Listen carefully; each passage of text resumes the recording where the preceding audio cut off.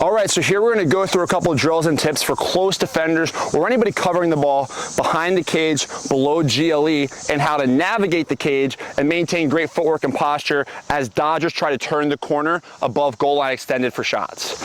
The first thing I want to talk about is the area of the field that we want to defend. So we can come over here. We're just going to conceptualize these dangerous areas of the field, and I'm going to drop a cone up here real quick and one right there at X. So if we come back behind the cage and we have a cone here, I don't know, call this maybe 7 yards below goal line extended, directly behind the cage right here. For an analogy, we're going to call this home plate and use this baseline concept.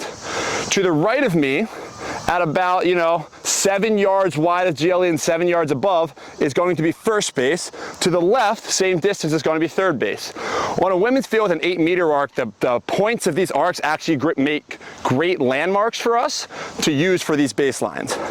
The concept is, as a defender, we want to step to the baseline and defend Dodgers' access to that baseline. So if I drop cones along the line here, if I drop one here and follow this line up, roughly, this is the area of the field from that cone back there up to this baseline that we want to prevent access to as guys dodge from behind the cage. Now, why that's important is this will teach us how we want to close our hips, the posture we want to have in the areas of the field we defend. So, as we're doing our first drill here, we're going to maintain this baseline concept, except we're going to work on our run the rail drill, whereas a Dodger takes me from one side of the cage to the other and tries to turn the corner around the crease. I'm going to run the rail of the cage and take my crease angle and then get my hips around to defend that baseline before a Dodger can turn that corner. So, for the sake of this drill, I'm going to set up a few cones, and I'm going to clean up these cones out here just so they eliminate some extra noise here. For the sake of this drill, I'm going to set up cones between the crease and the cage here. So this is the rail we're going to run. And then I'm going to set one up right before GLE where I'm going to work to close my hips into defending this baseline and finishing out into a shuffle right along this baseline right here. Where a lot of defenders make mistakes here is they actually overclose their hips, or they don't get their hips to the corner in a strong enough position to deter a defender from taking topside, or they overclose so they open up the inside roll. And what that looks like is this. As I'm running the rail here, I want to come plant off my downfield foot, drive up this rail, and then fire my hips close to the corner along this baseline here in a butt down, chest up, chin up position. Right? And so I'm going to finish in a solid position defending this baseline here. So if I close my hips here on this line, I want to think about defending this line I'm on. So as the Dodger comes upfield, I get my hips up here. As he rolls back, I step back down this line here. At this point, I have to turn the Dodger's access underneath and to turn top side. If a Dodger wants to dodge straight up field outside this baseline, I can just drive him up and out and send him this way because he's not going to have a dangerous look at the goal.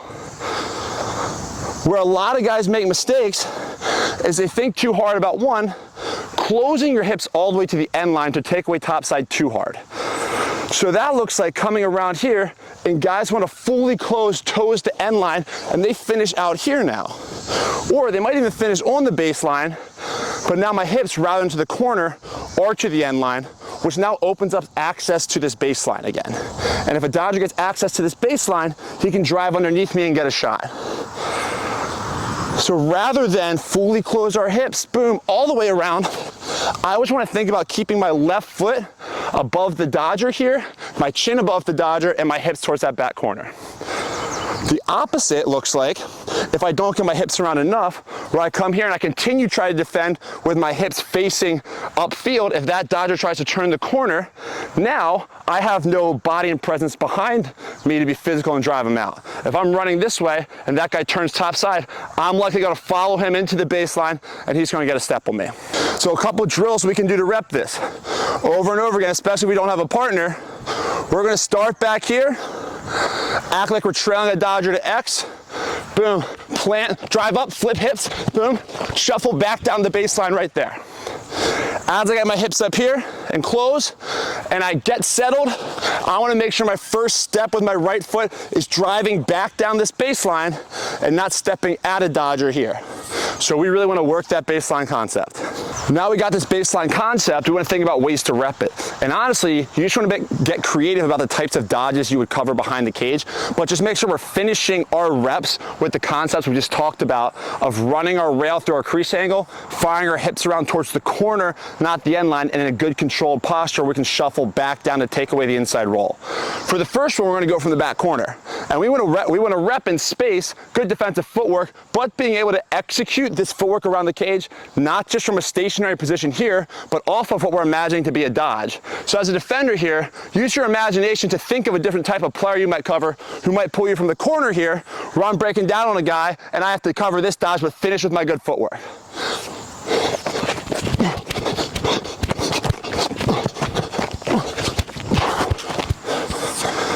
Another option we can do is start from the same spot, but now we get to the cage, rather than assume the dodger goes through, I'm going to assume he changes direction at the cage, so I need to change direction with good footwork and finish with good posture up the baseline.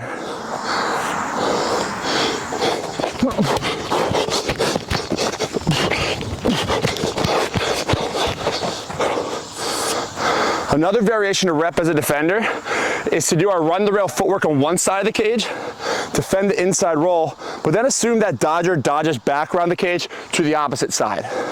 So we're going to work on running the rail on both sides of the cage, and also trailing dodgers back to X, and then re-getting our hips around to top side on the other side.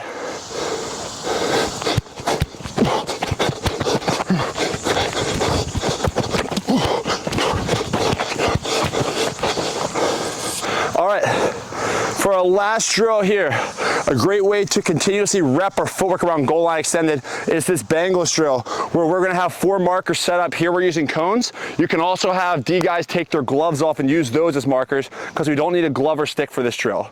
We're gonna partner up. One of the partners is gonna be inside this trapezoid here on a knee with a couple balls. The defender is going to start on one of the 2 cones on the straightaway here.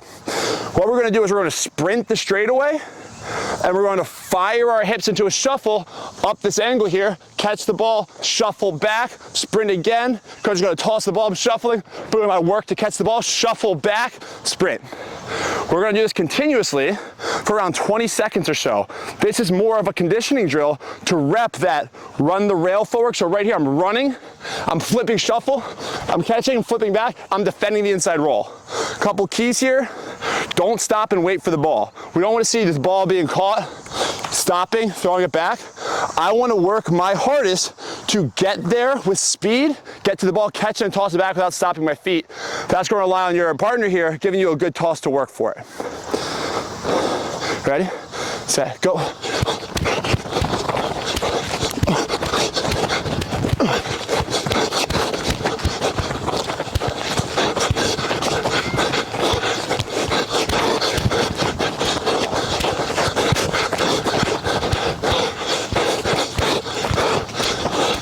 Last one. All right, guys, thanks for tuning in. Once again, these are great drills for any close defender to use, or any short stick or LSM that finds himself behind the cage, to really work on playing great angles around the cage and having great footwork while we do it. Thanks for tuning in today. Make sure to subscribe to SCL Online for some more content and workouts like this.